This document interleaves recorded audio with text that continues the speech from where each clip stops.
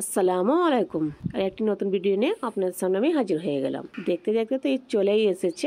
ঈদ মানেই স্পেশাল সিমই রান্না করা। আমি আজকে যেই পদ্ধতিতে আপনাদের ঘরে একেবারে ঝরঝরে জর্দার সিমই রান্না তৈরি করে দেখাবো। অনেকের ক্ষেত্রে সিমইটা নরম হয়ে যায় বা মিষ্টি কম হয় বা মিষ্টি বেশি হয়, কিন্তু আমি যেই পদ্ধতিতে আপনাদের ঘরে সিমই রান্নাটা দেখাবো একদম ঝরঝরে সিমই রান্নাটা তৈরি করতে পারবেন। তাহলে ভিডিওটা প্রথম থেকে শেষ পর্যন্ত দেখবেন, আর ভালো লাগলে লাইক শেয়ার করবেন, আর ভালো লাগলে সাবস্ক্রাইব করে পাশে থাকবেন। চলুন তাহলে রান্নাটা আপনাদের ঘরে দেখাই। এখানে আমি সিমই নিয়েছি, একদম সরু ধরনের সিমইটা নিয়েছি। বেশি কড়া ভাজা না, হালকা ধরনের ভাজা সিমইটা আমি নিয়েছি। আপনাদের বাড়িতে যদি কড়া ভাজা সিমই থাকে ওইটাও নিতে পারবেন। এবার সিমইটাকে আমি দুভাগ করে ভেঙে নেব। সিমইটাকে কিন্তু এবার ভেজে নেব। উনুনের উপরে কড়া চাপিয়ে দিয়েছি, সামান্য একটু ঘি দিয়ে দিলাম। সিমইটা কিন্তু ঘিতেই তৈরি করবেন, তবেই খেতে ভালো লাগবে। এখানে আমি নারকেল নিয়েছি, কিশমিশ নিয়েছি, কাজু নিয়েছি, কাঠবাদাম নিয়েছি।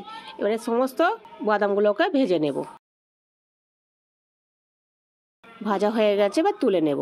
ওই ঘিয়ের মধ্যে আবার সিমইটাকে ভেজে নেব। সিমইটাকে হালকা হাতে নাড়াচাড়া করে লাল করে ভেজে নেব। এ দেখুন লাল হয়ে গেছে। সিমইটাকে কিন্তু এবার তুলে নেব। এবার 1 বাটি চিনি নিয়েছি, 2 বাটি জল দেব। একটা তেজপাতা, একটা ডালচিনি, 4টে এলাচ মুখ ফাটিয়ে দিয়েছি, 2টো লং দিয়ে দিলাম। দিয়ে ভালো করে জলটাকে ফুটিয়ে নেব। এইভাবে সিমইটা রান্না করবেন, দেখবেন একদম ঝরঝরে হবে। এবার 1 চামচি ঘি দিয়ে দিলাম। ঘিটা কিন্তু নিশ্চয়ই দেবেন, ঘির ফ্লেভারটাও ভালো হবে আর ঝরঝরে হবে। এবার স্বাদ অনুযায়ী একটু সামান্য লবণ দিয়ে দেবেন। ভালো করে জলটা ফুটে গেছে, এবার সিমইটাকে দিয়ে দেবো। হালকা হাতে উল্টে পিল্টে একটু নাড়াচাড়া করে নেব। 10 মিনিট ঢাকা দিয়ে রান্না করে নেব।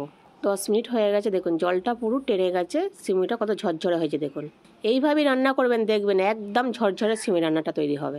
অনেকে দেখবেন সিমইটা ভাজতে ভাজতে চিনি দিয়ে দিচ্ছে, জল দিয়ে দিচ্ছে, ওই সিমই রান্নাটা কিন্তু পারফেক্ট হয় না। এইভাবেই তৈরি করবেন, দেখবেন এইভাবেই আমার মা তৈরি করে, আমার মায়েরই রেসিপি আমি আপনাদের ঘরে তৈরি করে দেখাচ্ছি।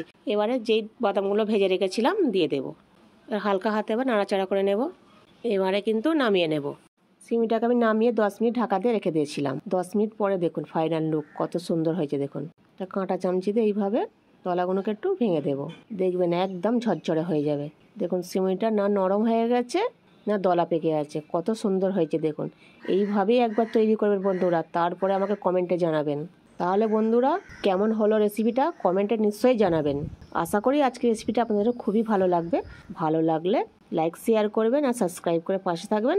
আবার দেখা হচ্ছে আপনাদের সাথে নেক্সট ভিডিওয়ে।